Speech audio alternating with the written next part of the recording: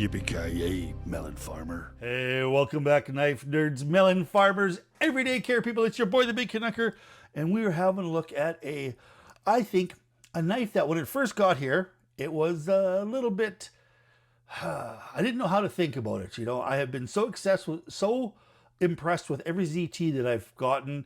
Some of these ZTs, of course, I'm buying without touching, and the first time I flipped it, I have to admit that I was a wee bit disappointed. It happens to be the Rick Hinder designed 0393, which is something that is inspired or modeled after here, which is the Eclipse, the Rick Hinder Eclipse. And I think perhaps the reason why I was a little bit disappointed in this is because this Eclipse is such a awesome knife. And the one thing I got to tell you about the Eclipse is this was one of my very first, and not gonna say the first, but this is one of my first $400 or $500 knives. And a lot of times I ended up getting a Chris Reeves knife and I couldn't tell. I mean, I liked it, it was okay, but I just didn't feel right off the bat that it was $500. Or this is the knife that I picked it up and flipped it for the first time and thought, oh, okay, I can see where the knife is coming in. And as you can see, it was one of my very first kind of mirror polished sharpening jobs, and I really kind of bitched this front here. Some people like that, some people don't. I'm just going to live with it. That's just happens to be how it is, but I really love this knife. And then when this one actually happened to come by, I thought, oh man, I'm going to really love this knife because I can, beat the hell out of it. But I wasn't as impressed with it right off the bat. Perhaps because I flipped the Eclipse a few times and then went to this right away, and they don't flip the same. I was expecting the same thing, like with the ZT 0602 and the XM18. They've got a very good, very similar flipping style. Your hand feels the same, where this just doesn't feel the same. But I think I was a little bit short-sighted right off the bat because I have come to like this knife quite a bit more than my very first impression of it. All right, so we're down the road. We might just do a kind of a head-to-head comparison. This time I just wanted to kind of show you that there was something like that is here. Okay, this knife here has got some real tricky things to it too as well. It is a ZT designed, Rick Hinder designed 0903. It is a folder with, of course, the Reeves integral lock, but they've got this here, which is some carbon fiber kind of overlay, just to give it a little bit of, I think, a little bit filled out in your hands a little bit, but it's also got a really kind of sneaky little a thing to it. And I'm going to show you this because it's probably on everybody's mind here. If you don't know about this, something that I was really blown away, you can see it has got carbon fiber that, let's see if I can, that is glow in the dark. Can you see that? I mean, when you take this out in the sunshine and you put it in and the whole thing is glowing, it looks really neat. It does light up quite a bit. And so this carbon fiber has got glow in the dark threads into it. Really kinetic.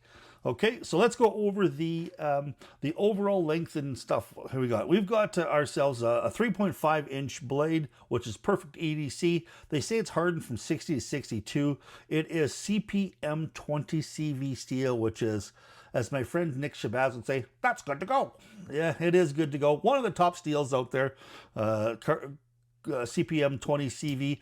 Now, they call this the working finish, and it seems to be Hinder's kind of, I'm not going to say acid wash. It's almost like a stone kind of mild acid wash, because it's supposed to kind of hide scratches in there, and it does, because there's a few tiny ones here that look like the finish rather than they look like any sort of damage to the blade. The closed length is 4.75 inches, so sub 5 inches. It's actually fairly thin too, as well as 13.9 millimeters, or just over a half inch. And I would imagine that the little bit of extra is probably this extra mil that is happening with these two carbon fiber kind of scales on there.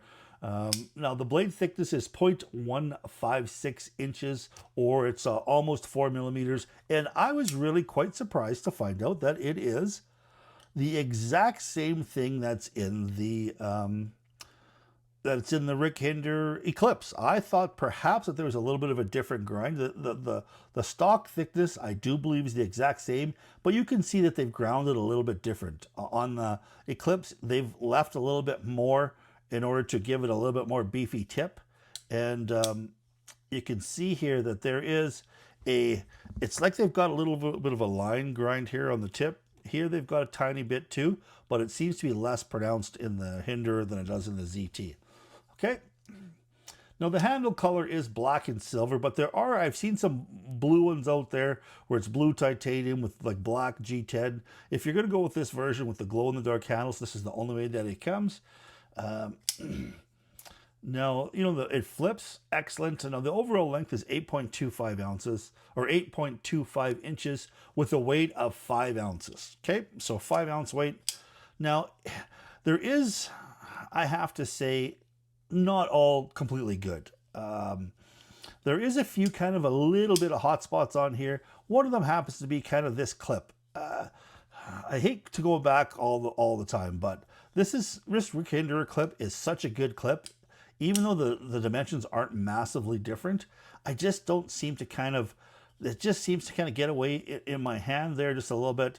It kind of, as you can see when I grip the knife, it puts itself like a little line there. It seems to got a little bit of a hot spot there too as well. And I'm not too super impressed with this jimping. Now, I like the fact that it's there, mind you, but it's just one of those kind of sharp jimping. Jimping, I don't think needs to be sharp to be effective.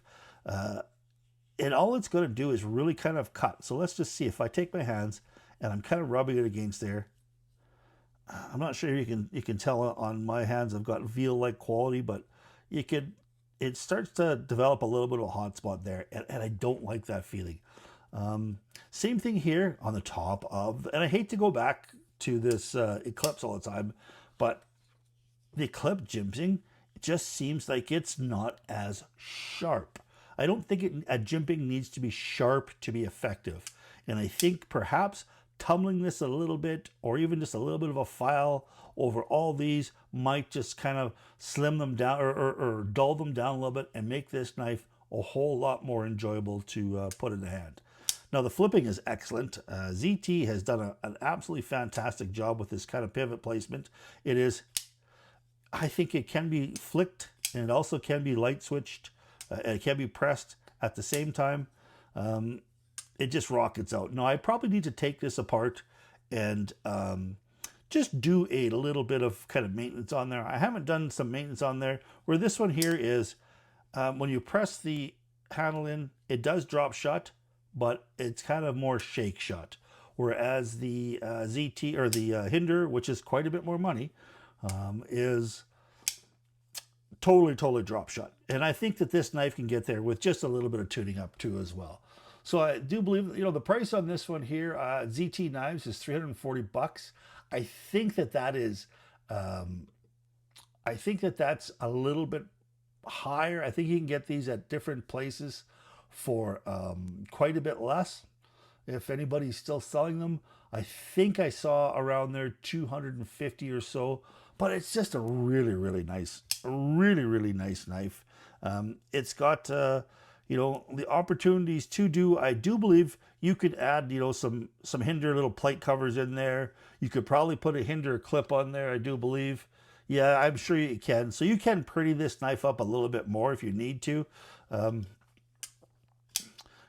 one of the biggest things too, as well, as far as the deployment of this, is you've got your thumb studs. So now I seem to flick my thumb studs a lot different. I think if you're flicking on the pad of your thumb, I think it's going to hurt a little bit. I always do a lot of thumb flicking with the nail of my thumb, and it does rock it open that way. I think it actually opens up faster with that thumb flick than it does with this. I don't think you can really spidey flick it. I think you're kind of hooped if you try to do it that way. I think you gotta kind of open it out a little bit more than open it straight up. Like with a spidey flick, I just can't get the grip on there. No, I don't think you can spidey flick this, but still, I think this knife has grown on me over time. I haven't tied a lanyard on there, and that's what you'd want to do. You've got your last standoff here. You can put a lanyard on there like I did with this one. I just never did because at first I didn't want to carry it, but I ended up start carrying it. It is quite slim in the pocket, and the one thing here too is you can see that even though you've got yourself your standoff, your flipper switch is out a little bit, it doesn't seem to be. You know, if you've got this in your pocket, you're reaching down. You're not going to you're not going to run straight into there where you've got it. Like, if you've got a straight line from here to there without this little bit of a thing, you can run right into that. And then it might be a little bit of an issue, but it's not. You reach inside there, you're going to be fine. You're not going to have to worry too much about it. Overall, it's been comfortable. Now, it does have this kind of high saber grind. It is a tiny bit, it's a tiny bit thick behind the edge, but I mean, it is a hard working knife. I mean, if you can slice yourself through some cardboard with relative ease, and that's what this will do. This came actually fairly sharp. Looks like it's been sharpened to a mirror polish, and I just dropped it up a little bit.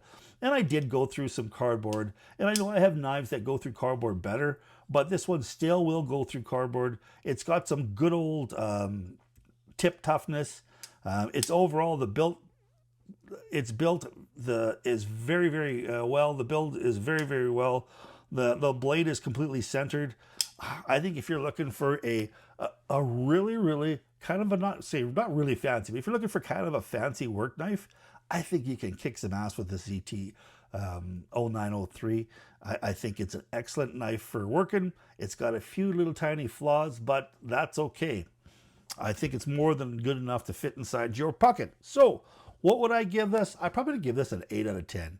I think it's going to lose a little bit just for this jimping being a little bit overly harsh. And the other thing too, I think it needs a little bit of a clip change. I'd like to see a real deep carry clip in there. And of course, I'd like to see a lanyard hole or a lanyard kind of thing out the back where you don't have to tie it off to that standoff, because they do end up tying them to that standoff. They do end up getting kind of a little bit cut, your lanyards. And yeah, so I'm going to give this an 8 out of 10. I still think it's a great little knife. It has grown on me considerably since I first flicked it, and I gotta say, bad eclipse. That was the problem with that. So I'm sure glad you guys stuck around to the end. Please stay safe out there. Keep your stick on the ice, the shiny side up. This is the Big Canucker saying adios.